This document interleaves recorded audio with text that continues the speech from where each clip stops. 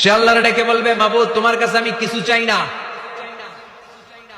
জাহান্নাম থেকে তুমি আমাকে বের করেছো, জীবন নদীর পানি তুমি আমার গায়ের মধ্যে ঢেলে দিয়েছো, আমি আবার সজীবতা ফিরে পেয়েছি, আমি তোমার কাছে জান্নাত চাই না, শুধু নিরাপদ একটা দূরত্বে আমাকে রেখে আসো, যাতে জাহান্নামের আগুন আমারে কষ্ট দিতে না পারে।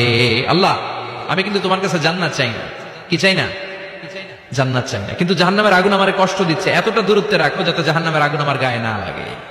আল্লাহ বললেন, ওকে রাখবো, কিন্তু আমার সাথে একটা কন্ট্রাক্টে যেতে হবে, যে এটা তোমাকে দিলে তুমি আর নতুন করে কিছু চাবা না। সে বলবে আমি রাজি, কন্ট্রাক্ট হয়ে যাবে। আল্লাহ জিব্রাইলকে বলবেন, যাও এমন দূরত্বে রাখো যাতে জাহান্নামের আগুন ওরে কষ্ট না দেয়। রেখে আসা হবে, অনেক দিন সে ওখানে আনন্দে থাকবে, আল্লাহ শুকরিয়া করবে, সে মনে মনে বলবে, বেঁচে গিয়েছি, আমি বেঁচে গিয়েছি, জীবনে আর কিছু চাই না, জাহান্নাম থেকে আমি বেঁচে গিয়েছি। অনেকদিন থাকার পরে মনে মনে ভাববে, বাইসে তো গেছি, কিন্তু নতুন করে একটু ট্রাই করে দেখি।